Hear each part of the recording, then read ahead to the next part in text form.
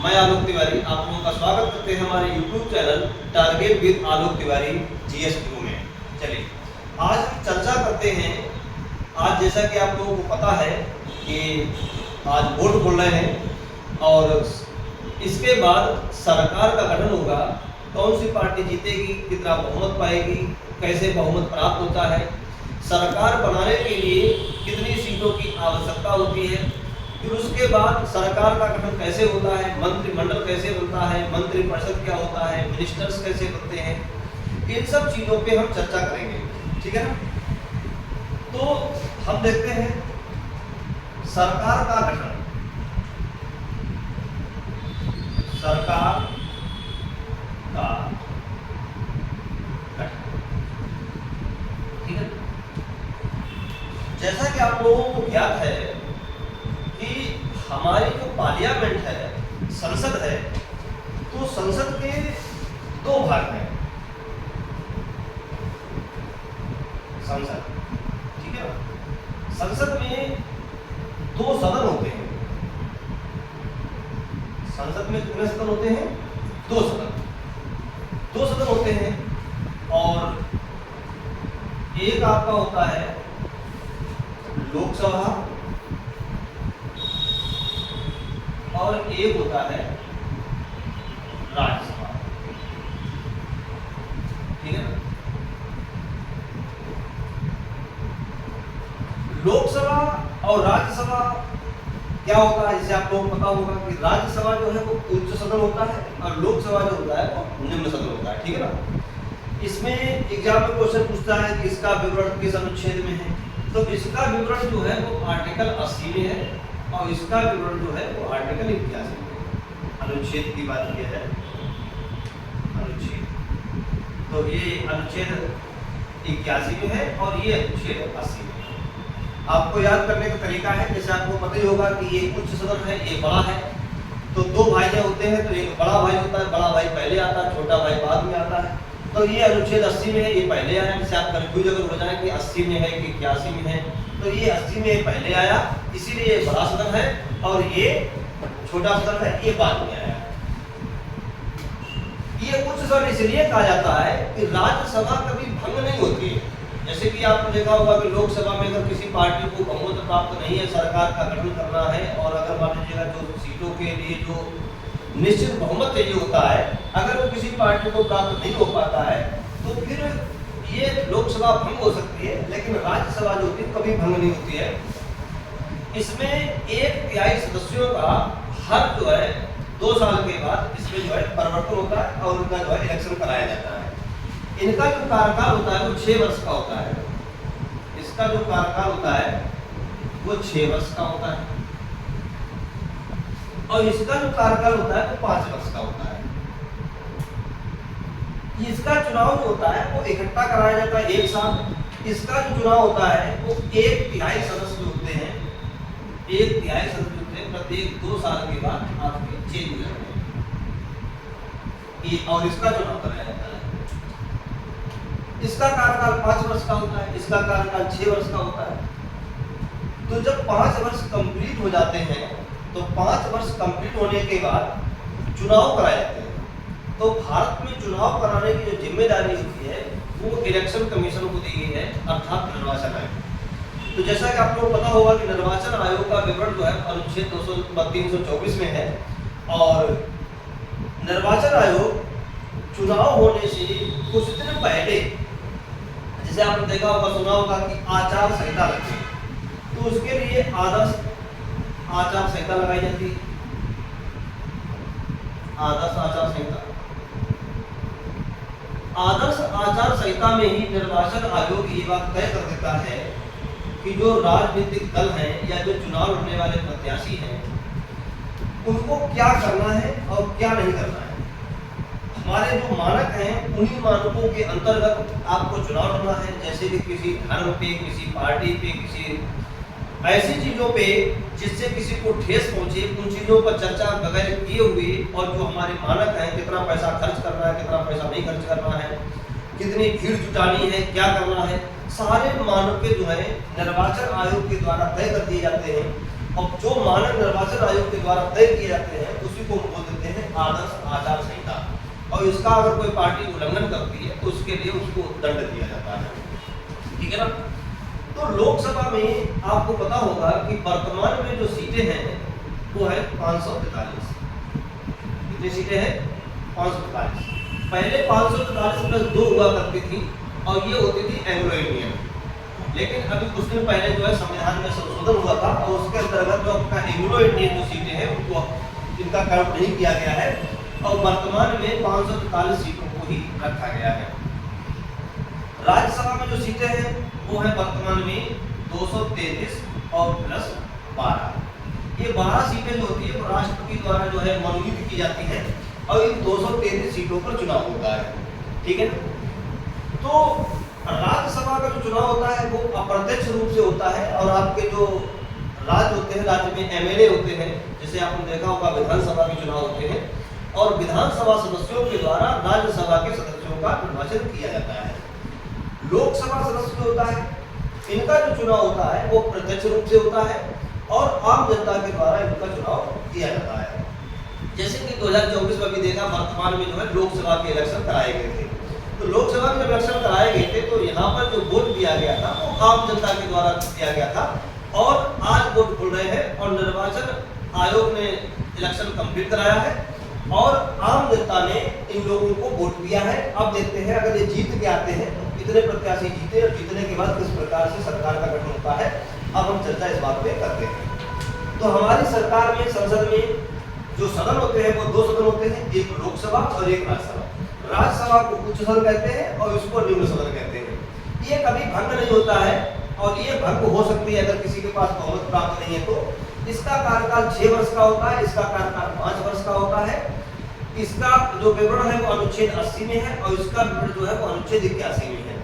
इसमें जो सदस्य चुने जाते हैं वो सारे सदस्यों का चुनाव होता है और एक साथ चुनाव कराया जाता है। अगर किसी सीट पे कोई अगर कारणवश अगर मान लीजिएगा कोई काम नहीं हो पाता तो हो सकता है कि निर्वाचन ना हो पाए, जैसे कोई प्रत्याशी चुनाव के दौरान एक्सपायर हो जाए या कोई और कारण है, मतलब इमरजेंसी कंडीशन में कोई सीट हो सकती है चुनाव ना हो पाए। अदरवाइज इन पे जो है एक साथ 545 सीटों पर चुनाव कराया जाता है। और इसमें क्या होता है, कार्यकाल 6 वर्ष का होता है और 1/3 सदस्य होते हैं वो प्रत्येक 2 साल के बाद परिवर्तन होते हैं और अगर बहुमत होता है तो दोबारा भी जीत के आ सकते हैं राज्यसभा सदस्य, और अगर मान लीजिए हार जाते हैं तो कोई दूसरा प्रत्याशी जीत करके आएगा। तो हमारे जो पार्लियामेंट होते हैं, जैसे लोग बोलते हैं कि MP, member of parliament MP, तो इन दोनों को ही एमपी बोलते हैं, चाहे लोकसभा सदस्य हो चाहे राज्यसभा सदस्य हो। और इनको जो सुख सुविधाएं मिलती हैं और जो हमारा बजट आता है, इनको कितना पैसा देना है, जो वार्षिक आता है कि 5 करोड़ रुपए राशि दी जाएगी, इन दोनों की बराबर होती है, चाहे लोकसभा हो और चाहे राज्यसभा हो, दोनों का ही बराबर वैल्यू रहती है। जो आपको सुविधाएं दी जाती है, जो वेतन दिया जाता है, पेंशन दी जाती है, जो भी चीजें होती है वो लोकसभा और राज्यसभा को बराबर मिलता है। बस अंतर सिर्फ इतना होता है कि ये लोकसभा सदस्य होते हैं और ये राज्यसभा सदस्य होते हैं, ठीक है ना। और ये इसलिए लोकसभा और राज्यसभा का गठन किया गया था, जैसे कि लोकसभा क्या होता है, किसी पार्टी का अगर बहुमत हो जाता है पूर्ण रूप से तो सरकार का मोनोपोली ना आ जाए, मतलब सरकार अपना एक अधिकार ना दिखाने लगे, तो इसलिए राज्यसभा बनाया गया है। अब कोई भी प्रस्ताव लाना होता है, कोई भी बिल लाना होता है तो लोकसभा और राज्यसभा में दोनों जगह पास कराना अनिवार्य होता है, इसलिए इसका गठन किया गया था। और राज्यों का भी प्रतिनिधित्व केंद्र में बना रहे, इसलिए जो है राज्यसभा का गठन किया गया था। तो और दोनों को ही मेंबर ऑफ पार्लियामेंट बोलते हैं, ठीक है। तो अभी चुनाव कराए गए हैं और आज वोट खुल रहे हैं, तो देखते हैं 543 सीटों पर वोट खुल रहे हैं। आज 543 सीटों पर वोट खुल रहे हैं, ठीक। अब बहुमत प्राप्त करना है किसी भी पार्टी को, अगर बहुमत प्राप्त करना है, अगर अपना सरकार बनाना है, तो नियम ये है कि इसमें अगर आप 2 का भाग देंगे तो आएगा 271.5, 271.5 अर्थात 272। तो सरकार बनाने के लिए 272 सीटों की आवश्यकता होती है। जैसा कि आप लोगों ने देखा होगा कि 2014 में जब चुनाव हुए थे, तो 2014 में चुनाव हुए थे तो उससे पहले जो है बीजेपी ने एक अपना एजेंडा निकाला था, मिशन 272। जैसे कि इस बार आपने देखा कि अब की बार 400 पार, तो उससे पहले जो इन्होंने निकाला था अपना मिशन 2014 में, तो उसमें इन्होंने कहा था मिशन 272, अर्थात सरकार बनाने के लिए 272 सीटों का आवश्यकता होती है और 272 सीटों के लिए उन्होंने चुनाव की बात की थी और ये कहा था कि अगर हमारी सरकार बनानी है तो हमें 272 सीटें चाहिए। अब अगर मान लीजिएगा वोट बोल रहे हैं, किसी पार्टी को 272 सीटें मिल जाती हैं, जैसे कि मान लीजिएगा दो पार्टियां इस बार जो है चुनाव लड़ी है, एक आपका एनडीए है और एक आपका है INDI, इंडी, ठीक है ना? ठीक। तो जैसा आप लोगों ने देखा कि दो दलों ने मिलकर के इस बार चुनाव लड़ा है, वैसे और भी कई छोटे दल हैं जो अपने अलग भी रहे हैं, लेकिन एनडीए और इंडी, एनडीए जो एनडीए है इसका नेतृत्व जो है हमारे प्रधानमंत्री मोदी जी ने किया है और एनडीए का जो नेतृत्व कर रहे थे वो इस बार जो है हमारे कांग्रेस के जो है बड़े नेता हैं आपके राहुल गांधी जी, वो इसका जो है नेतृत्व कर रहे थे और कई पार्टियों ने मिलकर के इसमें जो है अपना बहुमत दिखाया और यहाँ पे जो है एनडीए जो है अपना केवल नरेंद्र मोदी जी जो है इसका नेतृत्व कर रहे थे और भी कई पार्टियां हैं, लगभग तो 10-12 पार्टियों ने मिलकर के एनडीए का साथ दिया और इंडी में भी लगभग तो 25 से लेकर 30 पार्टियां जो है इंडी में जुड़ी हुई थी, ठीक है ना? अब सरकार बनाने के लिए चाहिए 272, हालांकि इन्होंने जो नारा दिया इस बार दिया की बार 400 पार, देखते हैं 400 पार आता है नहीं आता, लेकिन हमारा अनुमान है कि 400 पार इनका मुश्किल है आए, इनका जो है लगभग तो 280 से लेकर के 300 के बीच जो है आंकड़ा जो है आने की उम्मीद है, इससे ऊपर जो है बहुत ही रेयर केस में आएगा, 400 तो नहीं आ रहा, ठीक है? लेकिन हाँ सरकार जो है पॉसिबल है कि एनडीए की बन जाएगी। तो सरकार बनाने के लिए कितने चाहिए? 272। अब हम मान लेते हैं कि किसी पार्टी को 272 सीटें मिल गई, चाहे वो एनडीए को मिल जाए चाहे वो एनडीए को मिल जाए। इंडी को तो नहीं मिलने वाली है, एनडीए को जो है बहुमत मिलेगा मेरा जो अनुमान है और उसके अनुसार जो है सरकार का गठन होगा और भारतीय जनता पार्टी जो इस बार फिर से जो है सत्ता में आने वाली है, मेरे अनुमान के अनुसार, वैसे कुछ भी हो सकता है। चलिए तो देखते हैं, तो 272 सीटें मिल गई। अब 272 सीटें लेने के बाद अब सरकार का गठन करने का नंबर आता है, इसके बाद आपका अनुच्छेद 74, अनुच्छेद 74 और 75 इन दोनों पे चर्चा करेंगे। अनुच्छेद 74 में क्या है कि राष्ट्रपति को सलाह देने के लिए मंत्रिपरिषद का गठन होगा। सरकार राष्ट्रपति को सलाह आदि देने के लिए मंत्रिपरिषद होगी, मंत्रिपरिषद। तो मंत्रिपरिषद की जो बात की गई है वो अनुच्छेद 74 में की गई है और 75 में बात की गई है राष्ट्रपति के द्वारा मंत्रियों की नियुक्ति की जाएगी, मंत्रियों। तो मंत्री कौन कौन होते हैं? एक आपका जैसे कि प्रधानमंत्री होता है। तो अब हम चर्चा करेंगे कि मंत्रिपरिषद क्या है और मंत्री कौन है और मंत्री कौन बनते हैं। क्या लोकसभा सदस्य ही मंत्री बन सकते हैं? क्या प्रधानमंत्री बनने के लिए लोकसभा सदस्य ही होना आवश्यक है कि नहीं? क्या राज्यसभा सदस्य भी जो है प्रधानमंत्री बन सकता है? देखते हैं। तो अनुच्छेद 74 में क्या है? अनुच्छेद 74 में है कि राष्ट्रपति को सलाह आदि देने के लिए मंत्रिपरिषद होगी और अनुच्छेद 75 में क्या है कि राष्ट्रपति के द्वारा मंत्रियों की नियुक्ति की जाएगी, अर्थात प्रधानमंत्री आदि को शपथ दिलाई जाएगी। तो चर्चा करते हैं मंत्रिपरिषद की। तो जैसे कि अभी आपने आपको बताया कि भारत जो सदन है वो दो हैं, दो सदन है, एक आपका है लोकसभा और दूसरा है राज्यसभा, दो सदन है। दोनों सदनों के द्वारा एमपी होते हैं। राज्यसभा जो होती है उसके सदस्य पहले से ही होते हैं और जो लोकसभा सदस्य है उनका चुनाव होता है। अब लोकसभा सदस्य और राज्यसभा सदस्य पहले से हैं, निर्वाचित होकर के पार्लियामेंट में पहुंच गए हैं। अब अगर मंत्री बनाने हैं तो जैसे अगर पूछा जाए कि मंत्री जो होते हैं वो किस पार्टी के होते हैं, तो मंत्री लोकसभा के भी हो सकते हैं और मंत्री राज्यसभा के भी हो सकते हैं। जैसे कि आप लोगों ने देखा होगा कि डॉक्टर मनमोहन सिंह जो है 10 साल प्रधानमंत्री रहे, वित्त मंत्री रहे, लेकिन ये लोकसभा सदस्य कभी भी नहीं रहे। राज्यसभा सदस्य ये बनते थे और राज्यसभा सदस्य बनकर प्रधानमंत्री बनते थे। जैसे कि उस समय आपने देखा होगा अरुण जेटली पहले हार गए थे, स्मृति ईरानी जैसे आपकी अमेठी से हार गई थी, इसके बावजूद ये लोग मिनिस्टर रहे। तो राज्यसभा सदस्य के माध्यम से ये जो लोग है मिनिस्टर बनते हैं। तो मिनिस्टर्स जो होते हैं या मंत्रीगण जो होते हैं वो किस सदन के होते हैं?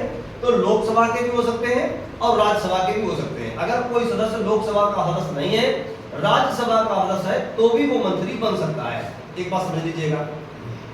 अब जो कोई भी पार्टी होती है जिसको बहुमत प्राप्त होता है, जैसे मान लीजिएगा किसी भी पार्टी को 272 सीटें मिल गई, तो 272 सीटें की लिस्ट बना करके या उससे ज्यादा सीटों की लिस्ट बना करके सत्ता जो पार्टी होती है इसका जो नेता होता है वो नेता जो है राष्ट्रपति के पास जाता है, प्रेसिडेंट, और प्रेसिडेंट को जाकर के वो लिस्ट सौंपता है कि हमको जो है जो बहुमत के लिए जो हमें आंकड़ा चाहिए वो आंकड़ा मेरे पास है, मेरे पास बहुमत है और हम जो है प्रधानमंत्री बनने के लिए या सरकार का गठन का दावा पेश कर रहे हैं। फिर राष्ट्रपति के द्वारा जो है इन लोगों को बुलाया जाता है और उनको शपथ दिलाई जाती है। तो राष्ट्रपति जो होता है पूरी मंत्रिपरिषद में जितने भी मंत्री होते हैं उन सारे मंत्रियों को शपथ दिलाने का काम जो होता है वो राष्ट्रपति का होता है। ध्यान रखिएगा, सारे मंत्री, केवल मंत्री की बात कर रहा हूँ, लोकसभा सदस्यों की बात नहीं कर रहा हूँ यहाँ पे, ना राज्यसभा सदस्यों की बात कर रहा हूँ। सारे मिनिस्टर्स जो होते हैं अर्थात जो मंत्रिपरिषद होता है, तो मंत्रिपरिषद के प्रत्येक सदस्य को शपथ दिलाने का काम कौन करता है? राष्ट्रपति करता है। जैसे एग्जाम में क्वेश्चन पूछा है प्रधानमंत्री को शपथ कौन दिलाता है, तो राष्ट्रपति के द्वारा प्रधानमंत्री की जो है शपथ दिलाई जाती है। अब जो है शपथ मिल गई, अब जो मंत्री बन रहे हैं वो मंत्री किस स्तर के होते हैं देखते हैं।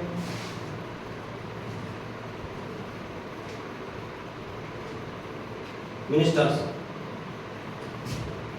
तो मिनिस्टर्स का जो होता है हम एक ग्राफ बनाकर बताते हैं, ये केंद्र है और इसका जो मुखिया होता है वो प्राइम मिनिस्टर होता है। जो केंद्र का जो मुखिया होता है वो प्राइम मिनिस्टर होता है। इसके बाद इसके जो प्रधानमंत्री को सलाह आदि देने के लिए होते हैं वो इस प्रकार से जो है कैबिनेट मिनिस्टर होते हैं। कौन होते हैं? Cabinet minister. तो इसको आप बोल सकते हैं CM, cabinet minister, cabinet minister, cabinet minister या फिर इसको बोलते हैं केंद्रीय मंत्री, केंद्रीय मंत्री। तो प्रधानमंत्री, कैबिनेट मिनिस्टर। तो जो कैबिनेट मिनिस्टर होते हैं वो प्रधानमंत्री भी कैबिनेट मिनिस्टर में ही आता है। जो प्रधानमंत्री होता है वो कैबिनेट मिनिस्टर में ही आता है, ठीक है ना। और इसी को हम लोग बोलते हैं मंत्रिमंडल, मंत्रिमंडल। जैसे आपसे पूछा मंत्रिमंडल किसे कहते हैं, तो प्रधानमंत्री और जो कैबिनेट मिनिस्टर होते हैं, प्रधानमंत्री और कैबिनेट मिनिस्टर को मिला करके जो हमारा गठन होता है उसको हम लोग बोलते हैं मंत्रिमंडल, ठीक है। इसके बाद और मिनिस्टर होते हैं, इनको बोलते हैं हम केंद्रीय राज्य मंत्री, केंद्रीय राज्य मंत्री। जैसा कि आप लोगों ने किताबों वगैरह में देखा होगा कैबिनेट स्टेट मिनिस्टर या राज्य मंत्री, तो संबंधित विभाग में कैबिनेट मिनिस्टर को हेल्प करने के लिए, सलाह देने के लिए, सहायता करने के लिए केंद्रीय राज्य मंत्री बना दिया जाता है। जैसे कि आप लोगों ने देखा होगा एक होता है वित्त मंत्री, एक होता है वित्त राज्य मंत्री। तो जो वित्त राज्य मंत्री होता है उसी को हम बोलते हैं केंद्रीय राज्य मंत्री, ठीक है ना। इसके बाद और मंत्री होते हैं,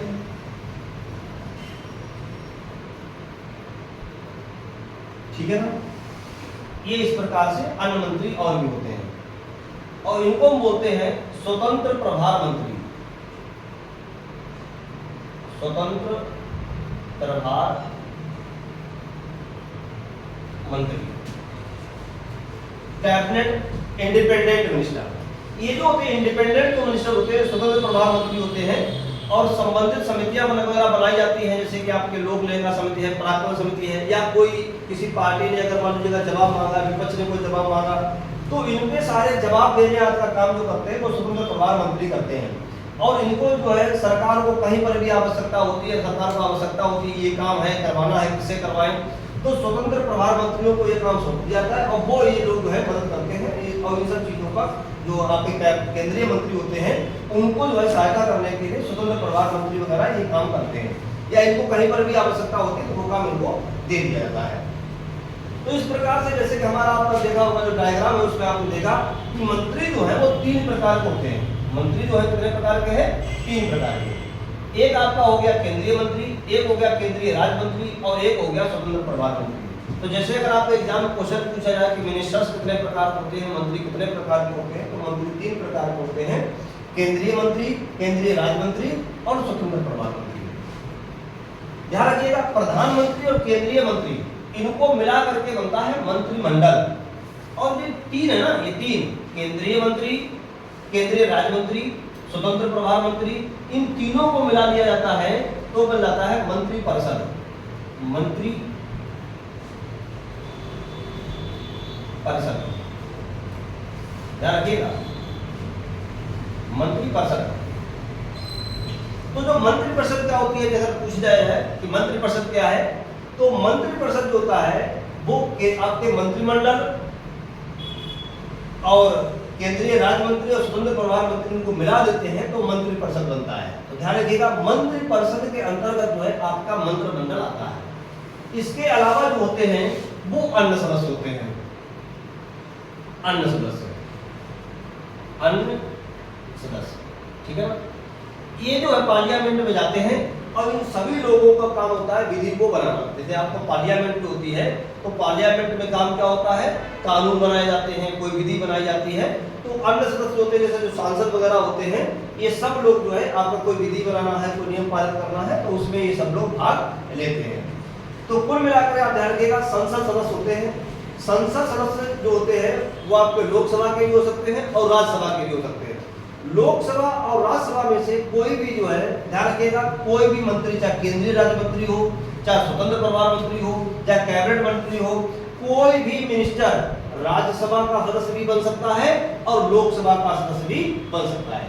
तो जो सदस्य होते हैं, सदस्यों में से ही आपके जो है मिनिस्टर्स बनाए जाते हैं। तो सारे जो सदस्य होते हैं, इन सभी सदस्यों को मिला करके विधायिका बोलते हैं। तो देखा, हम एक ग्राफ बनाए तो देख लीजिएगा, जैसे कि ये आपका ग्राफ है, ये इस प्रकार से, ठीक है। ये है सभी सदस्यों का, पार्लियामेंट में जितने भी सदस्य होते हैं सभी सदस्यों का। तो ये जो सभी सदस्य है, सभी सदस्य का मतलब है लोकसभा और प्लस राज्यसभा। लेकिन ध्यान रखिएगा, बहुमत में राज्यसभा सदस्य को नहीं जोड़ा जाता है। बहुमत बनाने के लोकसभा सदस्य होने चाहिए। पार्टी में प्रधानमंत्री वही बनेगा, सरकार अपना गठन वही करेगा जिसको लोकसभा में 272 सीटें प्राप्त होंगी। राज्यसभा से यहाँ पे कोई मतलब नहीं है। हाँ, एक बात और बता दें, अगर किसी पार्टी को मान लीजिएगा 272 सीटें प्राप्त नहीं हो पाती, जैसे किसी पार्टी को मान लीजिए 250 सीटें प्राप्त हुई, तो सबसे बड़ा दल हो गया जिसको 250 सीटें मिली। तो सबसे बड़ा दल जो होता है उसको राष्ट्रपति आमंत्रित करता है कि सरकार का गठन करवा करके और बहुमत सिद्ध करवा करके। तो उस कंडीशन में अन्य पार्टियां जो होती हैं वो बोलते, अन्य पार्टियां समर्थन कर सकती हैं, अन्य पार्टी समर्थन करते हैं। इसके अलावा जो सदस्य होते हैं वो निर्दलीय भी होते हैं। निर्दलीय मतलब होता है जो किसी भी दल से चुनाव नहीं करते हैं, उनको हम जो उन सदस्यों को निर्दलीय कहते हैं। तो किसी पार्टी के द्वारा या निर्दलीय के द्वारा बहुमत प्राप्त करके 272 अगर प्राप्त हो जाता है तब भी सरकार का गठन हो जाएगा। तो जैसे अगर पूछा है किसी एक पार्टी को अगर मान लीजिए बहुमत प्राप्त नहीं होता है, सरकार बनानी है तो कैसे बनेगा, तो अन्य पार्टियों के द्वारा बहुमत प्राप्त करके बन सकता है। जैसे आपने देखा होगा अभी कई एक राज्यों में होता है कि सबसे बड़ी पार्टी है और उसको सबसे ज्यादा वोट मिले, लेकिन इसके बावजूद जो है कोई दूसरी पार्टी जिसको कम वोट मिलते हैं वो सरकार बना लेती है आकर के। वो कैसे बनाती है आकर के, अन्य पार्टियों के साथ बहुमत ला करके अपना जो है गठन कर लेती है आकर के, ठीक है। तो इस प्रकार से गठन होता है। तो जितने भी आपके लोकसभा राज्यसभा सदस्य होते हैं इनको हम सदस्य कहते हैं। और इन सदस्यों के अंदर आता है आपका ये गोला जो है, ये है आपका मंत्रिपरिषद का, मंत्रिपरिषद, ठीक है ना। और इसके बाद जो आता है वो आता है आपका मंत्रिमंडल,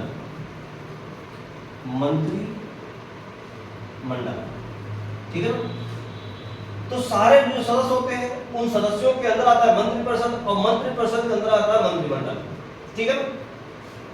मंत्रिपरिषद और मंत्रिमंडल दोनों को अगर हम जोड़ देते हैं, इन दोनों को अगर हम शामिल करते हैं तो इसको हम बोलेंगे कार्यपालिका।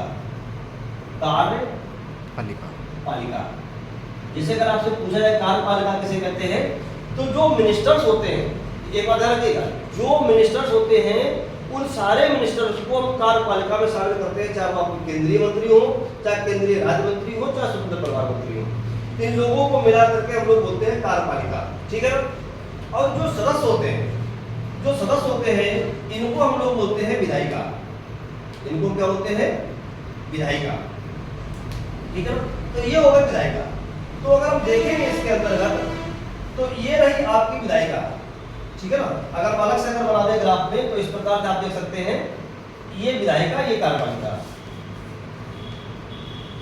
विधायिका और ये रही आपकी कार्यपालिका। तो जो हमारी कार्यपालिका जो होती है, जैसे आप पढ़े होंगे कार्यपालिका, विधायिका, न्यायपालिका, ठीक है ना, या कार्यपालिका, विधायिका और न्यायपालिका। तो जो कार्यपालिका जो होती है वो विधायिका का ही एक अभिन्न अंग है, अर्थात कार्यपालिका जो है वो विधायिका में से ही गठित की जाती है। न्यायपालिका आपकी अलग होती है। अनुच्छेद 50 में इसका विवरण है कि कार्यपालिका का न्यायपालिका से पृथक्करण, अनुच्छेद 50। तो अनुच्छेद 50 के अंतर्गत जो है न्यायपालिका जो है वो विधायिका से अलग रखा गया है। इस प्रकार से ये सारे मंत्रियों को जो है राष्ट्रपति के द्वारा जो है बनाया जाता है और राष्ट्रपति जो है इनको सबको जो है शपथ दिलाता है। अब इनको सबको शपथ दिलाने के बाद अब क्या होता है आगे देखते हैं हम, ठीक है ना। तो एक बार इसका चाहो तो नोट कर लो या फिर स्क्रीनशॉट ले लेना आप लोग, ठीक है। तो समझ गए होंगे आप लोग। प्रधानमंत्री और केंद्रीय मंत्रियों को मिला करके बनता है मंत्रिमंडल। इसके बाद होते हैं केंद्रीय राज्य मंत्री, इसके बाद स्वतंत्र प्रभार मंत्री, और जो केंद्रीय मंत्री और प्रधानमंत्री होता है उसको बोलते हैं मंत्रिमंडल, और सभी सदस्यों को जोड़कर मंत्रिपरिषद बनता है। और इनका सबका चुनाव जो होता है वो सदस्यों में से होता है, जिसको हम विधायिका कहते हैं। विधायिका का काम होता है विधि बनाना। तो जो संसद में विधि बनाई जाती है, कानून बनाए जाते हैं, वो पार्लियामेंट में बनते हैं। लोकसभा और राज्यसभा के द्वारा जो है नियम बनाए जाते हैं। फिर राष्ट्रपति के द्वारा जो है उसको अंतिम मोहर लगाने के बाद जो है कोई भी कानून बन जाता है।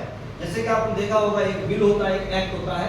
तो सर कोई भी काम करना है, कोई भी गठन करना है तो इस प्रकार से होता है। जैसे आपने देखा होगा, मैं थोड़ा चर्चा करें तो कोई भी संसद में, चाहे लोकसभा में चाहे राज्यसभा में, कोई भी प्रस्ताव लाया जाता है तो उसको हम बोलते हैं बिल। क्या बोलते हैं? बिल। इसको हम बोलते हैं हिंदी में विधेयक। तो जैसे एक ही चर्चा रहता है विधेयक क्या होता है और अधिनियम क्या होता है। विधेयक और अधिनियम, तो विधेयक और अधिनियम में एक ही अंतर होता है, जिसको हम अंग्रेजी में कहते हैं एक्ट, ठीक है ना। तो लोकसभा या राज्यसभा में कोई भी प्रस्ताव लाया जाता है तो वो उस टाइप होता है बिल। और लोकसभा प्लस राज्यसभा और प्लस प्रेसिडेंट, इन तीनों के द्वारा जब पास हो जाता है तब वो बन जाता है एक्ट, ठीक है ना। तो जैसे अभी आपने देखा होगा कि हमारे पार्लियामेंट में 106 संविधान संशोधन अधिनियम पास हो चुके हैं। अर्थात हमारी पार्लियामेंट में जो अभी देखा होगा आपने, जो महिलाओं से संबंधित जो आरक्षण दिया गया है वो 106वें संविधान संशोधन के अंतर्गत, अधिनियम के अंतर्गत दिया गया है। तो जब लोकसभा, राज्यसभा, राष्ट्रपति या राज्यसभा में या लोकसभा, इन तीनों के द्वारा जब प्रस्ताव को पास किया जाए, कोई भी बिल होता है तो लोकसभा में ले आओ चाहे राज्यसभा में ले आओ। अगर हम धन विधेयक वगैरह में छोड़ दें तो कोई भी विधेयक होता है, चाहे वो आप लोकसभा में आए और चाहे राज्यसभा में, धन विधेयक हमेशा लोकसभा में ही आता है, इस बात को ध्यान रखिएगा। धन विधेयक होता है, मनी बिल जो होता है वो लोकसभा में ही आता है। इसके अलावा जो है कोई भी बिल होता है, चाहे लोकसभा में या राज्यसभा में, प्रेसिडेंट के पास जाकर के पास हो जाता है। जब तीनों जगह पास हो जाता है तो वो एक्ट बन जाता है। और भी बिल ऐसे हैं जो लोकसभा में ही आते हैं, जरूरी नहीं कि केवल मनी बिल है, एक दो बिल और है जो लोकसभा में आते हैं। लेकिन एग्जाम में क्वेश्चन पूछा था कई बार कि धन विधेयक कहाँ पेश होता है, तो धन विधेयक राष्ट्रपति की अनुमति से लोकसभा में ही पेश किया जाता है, उसके बाद राज्यसभा में जाता है और फिर प्रेसिडेंट पास करता है, ठीक है ना। तो विधेयक क्या होता है, जब संसद में कोई भी प्रस्ताव लाया जाता है तो उस टाइप का विधेयक होता है, और लोकसभा, राज्यसभा और राष्ट्रपति पास कर देता है तो वो एक्ट बन जाता है, एक के अंदर होता है, ठीक है ना। अब इस प्रकार से जो है सरकार का गठन हो गया, सारे मंत्री बन गए। अब इसके बाद क्या होता है कि हम ये सब लोग जो है संसद की तरफ जो है मुंह करते हैं और संसद में पहुंचते हैं। अब आपने तो देख लिया कि जितने भी मंत्री होते हैं इनको शपथ दिलाने का काम कौन करता है, राष्ट्रपति करता है। अब जो अन्य सदस्य होते हैं इनको शपथ कौन दिलाता है, ठीक है ना। तो इसके लिए आपने देखा होगा ये होता है प्रोटेम स्पीकर। इस बात को समझ लीजिएगा, प्रोटेम स्पीकर, कार्यवाहक लोकसभा अध्यक्ष, और एक होता है आपका स्पीकर। इसको बोलते हैं लोकसभा अध्यक्ष, ठीक है ना। और ये होता है कार्यवाहक, कार्यवाहक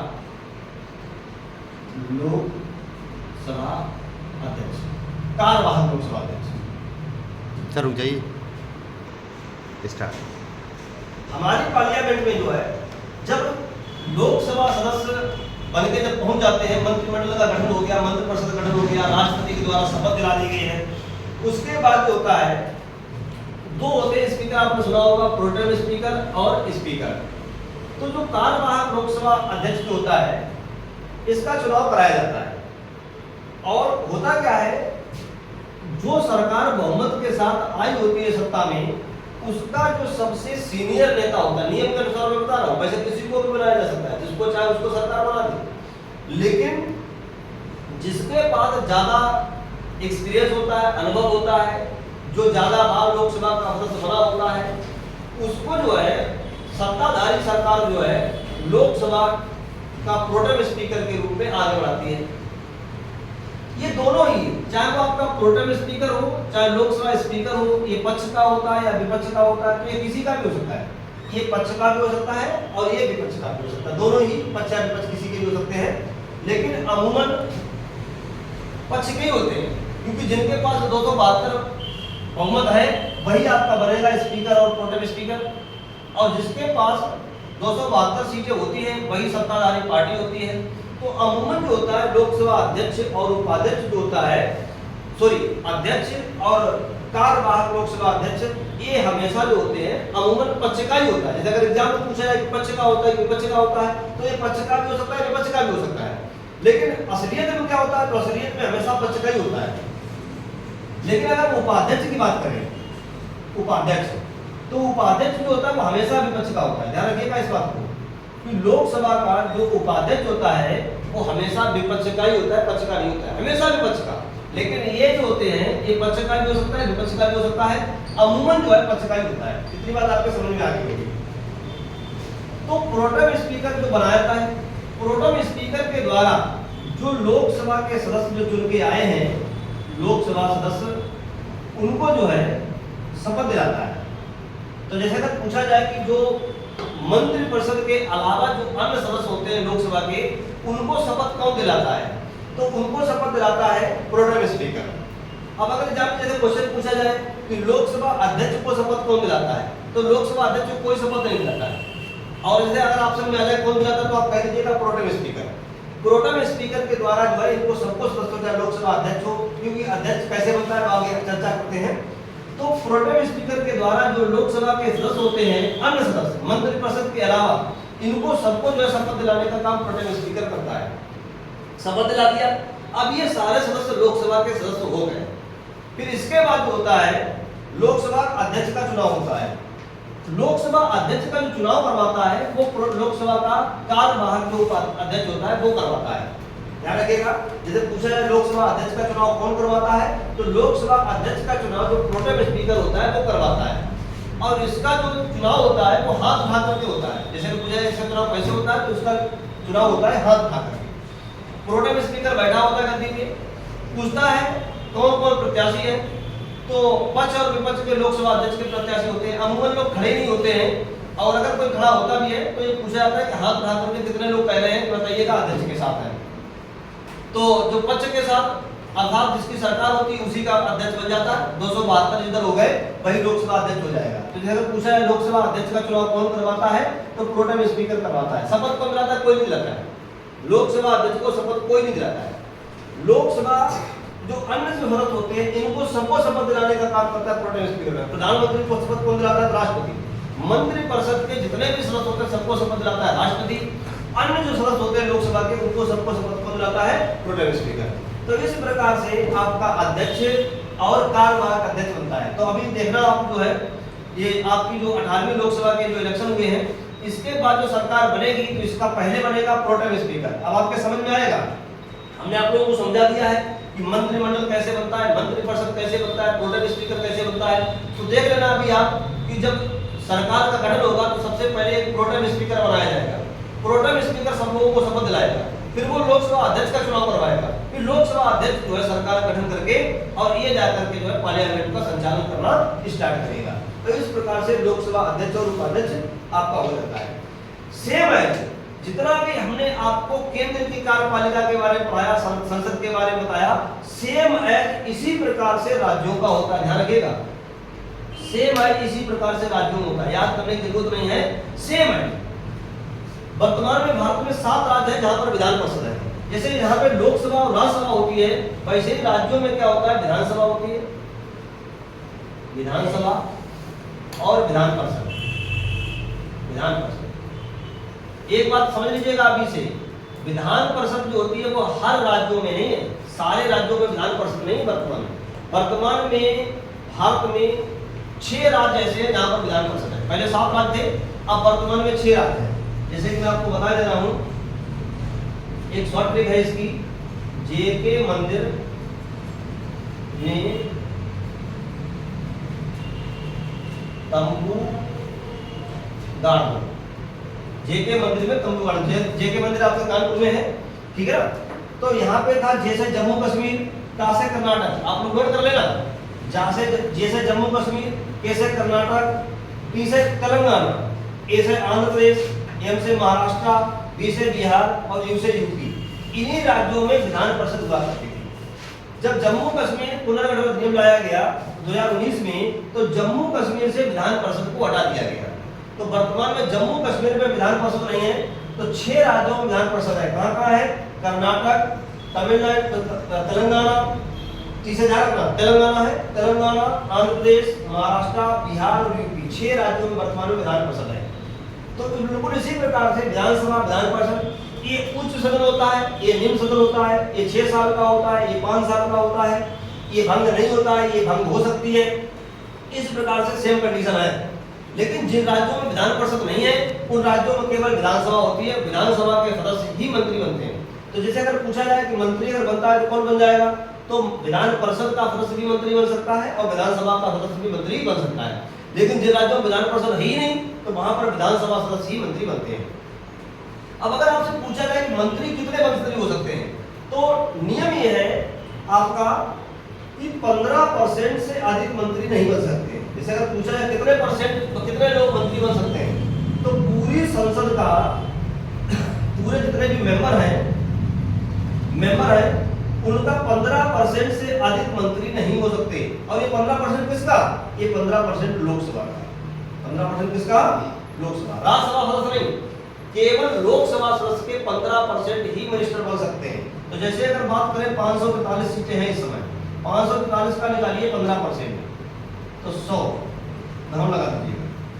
15 किया 45 की 5, 15 चौकू 60, 60 और 4 64, और 15 पड़ा 75, 75 और 6 81, अर्थात जो है 82 जो है मंत्री बन सकते हैं। जैसे अगर आपसे पूछा जाए कि टोटल मिनिस्टर कितने हो सकते हैं, तो टोटल मिनिस्टर बन सकते हैं आपके 82 मिनिस्टर्स जो है मंत्री बन सकते हैं, ठीक है ना। 15 किया 45, 45 की 5, हाथ से लगा 4, 15 चौकू 60, 60 और 4 64, 60 4 64, और 15 15 75, 75 और 6 81, अर्थात 82, लगभग जो है 82 सदस्य जो है आपके जो है मंत्री बन सकते हैं, ठीक है ना। अधिकतम 82 हो सकते हैं, इससे ज्यादा जो है मिनिस्टर्स नहीं रह सकते हैं, ठीक है ना। वैसे नियम तो 81 होना चाहिए, लेकिन हम लोग आगे बढ़ते हैं तो अगर कोई सरकार चाहे तो विशेष कंडीशन में 82 बना सकती है। तो जैसे पूछा कितने अधिकतम हो सकते हैं, 15%। नंबर आप नहीं पूछते हैं कितना परसेंट मिनिस्टर बन सकते हैं, 15%। उसी प्रकार से राज्यों में, राज्य की विधानसभा में अधिकतम 15% ही बन सकते हैं। लेकिन अगर किसी राज्य में जैसे मान लीजिएगा 15% नहीं हो पा रहे हैं, कम हो पा रहे हैं, तो जैसे कि दिल्ली है, सिक्किम है और भी कई राज्य हैं जहां पर 15% बहुत कम हो जाता है, तो वहां के लिए नियम बनाया गया है कि अधिकतम 12 हो सकते हैं, कम से कम 12। तो जैसे आपका दिल्ली है, पुडुचेरी है, सिक्किम है, आपका और भी पूर्व के छोटे राज्य हैं, मणिपुर है और मिजोरम है, इन राज्यों में सीटें कम है, तो सीटों की वजह से यह कह दिया गया है कि आप जो है कम से कम 12 मिनिस्टर जो है बना सकते हैं। तो जैसे अगर पूछा जाए कि जैसे किसी राज्य में 30 सीटें तो कितने मंत्री बनेंगे, तो अगर उस राज्य का सरकार चाहे तो अधिकतम जो है 12 तक बना सकती है, ठीक है ना। तो कम से कम 12 बना सकते हैं आप, जैसे अगर किसी राज्य में विधानसभा पर्याप्त नहीं है तो। लेकिन अगर एग्जाम में आपको क्वेश्चन पूछा जाए कि कितने % मिनिस्टर बन सकते हैं, तो 15% मिनिस्टर बन सकते हैं। इस प्रकार से आपका पूरा मंत्रिमंडल बन जाता है और सरकार का गठन हो जाता है, ठीक है ना। तो सरकार का गठन आपके समझ में आ गया होगा। इस प्रकार से आपका राज्यों में भी बनता है। अब हम ये बात करते हैं कि सरकार गठित हो जाती है, उसके बाद सरकार को कोई कानूनी सलाह देनी है, सरकार काम कैसे करेगी, अगर कोई मामला न्यायालय में जाता है तो इसके लिए बात क्या होती है। तो इसके लिए आर्टिकल 75 के बाद आता है आर्टिकल 76। तो हम आर्टिकल 76 पे और इसी टॉपिक पे चर्चा करेंगे। इसके बाद की चर्चा जो है आगे हम चर्चा करेंगे, ठीक है ना। तो 74 में हमने आपको बताया कि प्रधानमंत्री को राष्ट्रपति को सलाह देने के लिए मंत्रिपरिषद, और 75 में राष्ट्रपति जो है मंत्रिपरिषद की जो है शपथ वगैरह जो है दिलाता है प्रधानमंत्री या फिर अन्य मंत्रियों को। इसके बाद आता है अनुच्छेद 76, अनुच्छेद 76। तो अनुच्छेद 76 में है महान्यायवादी, महान्यायवादी।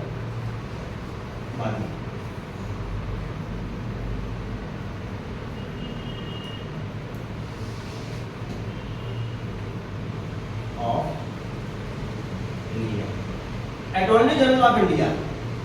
तो अटॉर्नी जनरल ऑफ इंडिया की बात करें तो सरकार को कानूनी सलाह देने के लिए महान्यायवादी की नियुक्ति राष्ट्रपति के द्वारा की जाती है। एग्जाम में क्वेश्चन पूछते हैं कि इसकी नियुक्ति कौन करता है, तो इसकी नियुक्ति करता है प्रेसिडेंट, ठीक है ना। राष्ट्रपति नियुक्त करता है और ये राष्ट्रपति के प्रसाद पर्यंत पर धारण करता है। राष्ट्रपति इसको चाहे तो बीच में हटा भी सकता है। इसका वेतन और भत्ते जो होते हैं वो राष्ट्रपति के द्वारा जितने तय कर दिए थे उतने ही मिलते हैं। तो कुल मिलाकर के जैसे अगर पूछा जाए आपसे कि महान्यायवादी कौन होता है, तो महान्यायवादी होता है सरकार का वकील। कुल मिलाकर ये समझिए आप, सरकार का वकील, सरकार का जो वकील होता है उसको महान्यायवादी कहते हैं, ठीक है ना। और जिसका विवरण किसमें है, अनुच्छेद 76 में। अनुच्छेद 88 के अंतर्गत जो महान्यायवादी होता है वो सरकार की कार्रवाइयों में भाग ले सकता है, संसद की कार्रवाइयों में। जैसे कि लोकसभा या राज्यसभा की आपकी कार्रवाई चल रही है, उसमें जाकर के महान्यायवादी भाग ले सकता है, सलाह दे सकता है। और किसी भी प्रकार की कानूनी सलाह लेनी है तो लोकसभा अध्यक्ष गोयल से कह सकता है कि आप लोग सरकार को सलाह दीजिएगा। लेकिन ध्यान रखिएगा, केवल भाग ले सकता है, वोटिंग नहीं कर सकता है। क्यों नहीं कर सकता है वोट? क्योंकि मेंबर ही नहीं होता है, ना लोकसभा का मेंबर होता है ना राज्यसभा का मेंबर होता है। तो जब लोकसभा या राज्यसभा का मेंबर नहीं तो वोटिंग करने का सवाल ही नहीं है, लेकिन भाग ले सकता है। अब इसको सलाह देने के लिए महान्याय भी करता होता है, महान्याय भी करता, महान्याय भी करता। इसको अंग्रेजी में कहते हैं solicitor general of India, solicitor general of India, solicitor general of India. तो जो महान्यायवादी होता है, महान्यायवादी को सलाह देने के लिए सॉलिसिटर जनरल होता है। तो जिस प्रकार से महान्यायवादी होता है, कुल मिलाकर महान्यायवादी को चलिए पूछते हैं कितने में, आर्टिकल 76 में सरकार का वकील होता है, सरकार को सलाह दे सकता है, कानूनी सलाह देता है।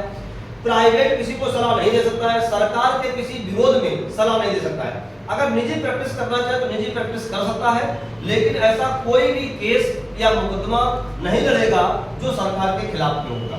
सरकार के खिलाफ में नहीं लड़ सकता क्योंकि ये सरकार का वकील होता है, ठीक है ना। संसद की कार्रवाई में भाग ले सकता है, सलाह दे सकता है, कानूनी सलाह दे सकता है, लेकिन वोट डालने का अधिकार महान्यायवादी को नहीं होता है, ठीक है ना।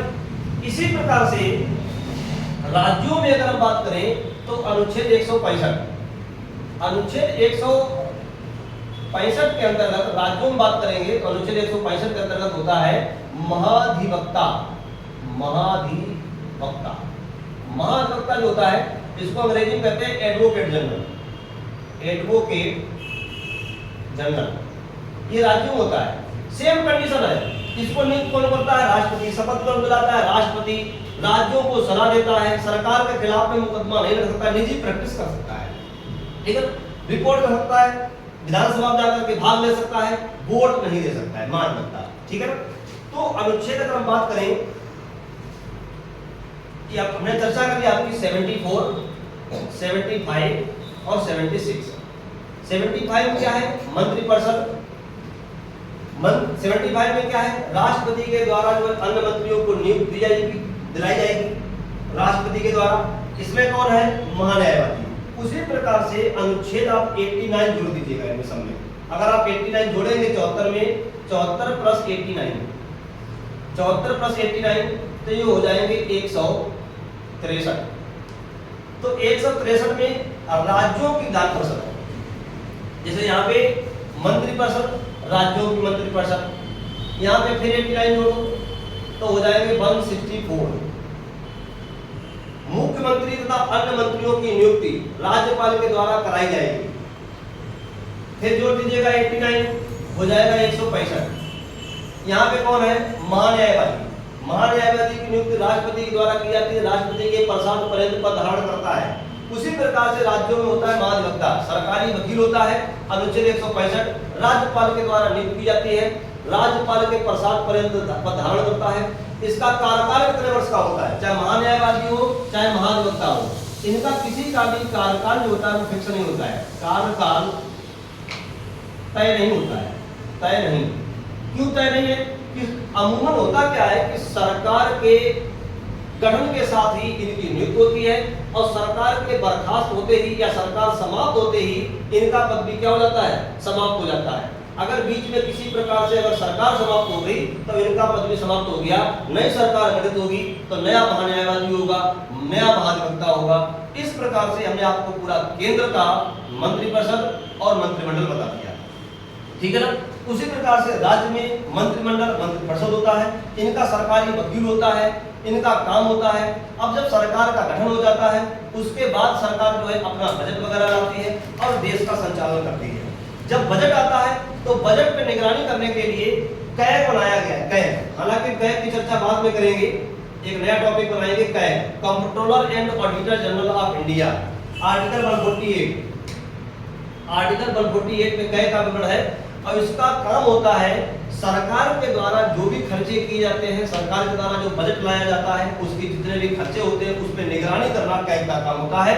और कैग जो होता है वो कुल मिलाकर के सरकार का अकाउंटेंट होता है, अकाउंटेंट का काम करता है। ये अपनी रिपोर्ट जो होता है वो राष्ट्रपति को देता है। ध्यान रखिएगा, कैग किसको रिपोर्ट देता है? राष्ट्रपति को अपनी रिपोर्ट देता है। राष्ट्रपति इसको जो है सदन में रखवाता है। इसके बाद सरकार के द्वारा जो जो खर्चे किए जाते हैं, जो पैसा लगाया गया है, ये पैसा कहाँ खर्च किया गया, घोटाला किया गया, नहीं किया गया, इसकी सारी जांच जो है वो कैग के द्वारा की जाती है। नियंत्रक एवं महालेखा परीक्षक, controller and auditor general of India, ये आपकी जो है पूरी निगरानी करता है। और इस प्रकार से सरकार अपने बजट बनाती है, खर्चा करती है, स्कीम चलाती है, रोड बनवाती है, इंडस्ट्री खोलती है, स्कूल बनवाती है, कॉलेजेस खोलते हैं। ये सब काम जो है देश का संचालन होता है और इस प्रकार से आगे जाकर के देश का विकास होता है। तो सरकार का वकील कौन होता है? महान्यायवादी।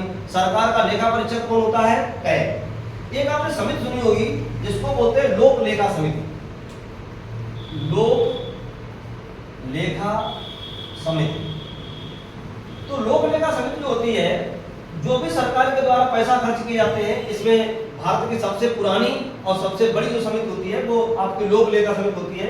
और लोक लेखा समिति पे जो कैग के द्वारा जो भी रिपोर्ट दी जाती है, कैग अपनी जो भी रिपोर्ट देता है उसकी पूरा पर्यवेक्षक, उसकी पूरी जांच लोक लेखा समिति के द्वारा की जाती है। तो संसद की दो बड़ी समितियां हैं, एक लोक लेखा समिति और एक प्राक्कलन समिति। प्राक्कलन समिति, इस पे हम आगे चर्चा करेंगे। प्राक्कलन समिति, ये दो बड़ी समितियां होती हैं और इसपे कुल मिलाकर के लोक लेखा समिति ही कैग के द्वारा जो रिपोर्ट दी जाती है उसका सर्वेक्षण का काम करता है। और इस प्रकार से देश में जो भी डेवलपमेंट का काम होता है ये देखा जाता है। तो पहले सरकार का गठन हमने आपको बताया, मंत्रिमंडल, मंत्रिपरिषद, विधायिका, कार्यपालिका और इनका वकील के रूप में आपका महान्यायवादी। महान्यायवादी को सलाह देने के लिए महान्यायाधिकर्ता अर्थात सॉलिसिटर जनरल। उसी प्रकार से राज्यों में जो होता है वो महाधिवक्ता होता है। महान्यायवादी की नियुक्ति राष्ट्रपति के द्वारा की जाती है, महाधिवक्ता की नियुक्ति आपकी जो की जाती है राज्यपाल के द्वारा की जाती है। कैग जो होता है वो एक ही होता है, चाहे केंद्र हो चाहे राज्य हो। केंद्र से संबंधित रिपोर्ट राष्ट्रपति के पास पेश करता है, अगर किसी राज्य संबंधित कोई रिपोर्ट है तो वो राज्यपाल के समक्ष प्रस्तुत करता है और राज्यपाल उसको जो है विधानसभा में रखवाता है। राष्ट्रपति को पेश करता है, राष्ट्रपति जो होता है वो लोकसभा में या राज्यसभा का संसद सत्र जो चल रहा होता है उसमें जो है अपनी रिपोर्ट रखवाता है। तो ये आपका पूरा विवरण है सरकार का, इसको पढ़िएगा। और अभी सरकार का गठन होगा, पहले इसको पढ़िएगा, उसके बाद आप आगे आके देखेंगे, आपके सब समझ में आएगा कि सरकार का गठन कैसे होता है और कैसे करता है। धन्यवाद।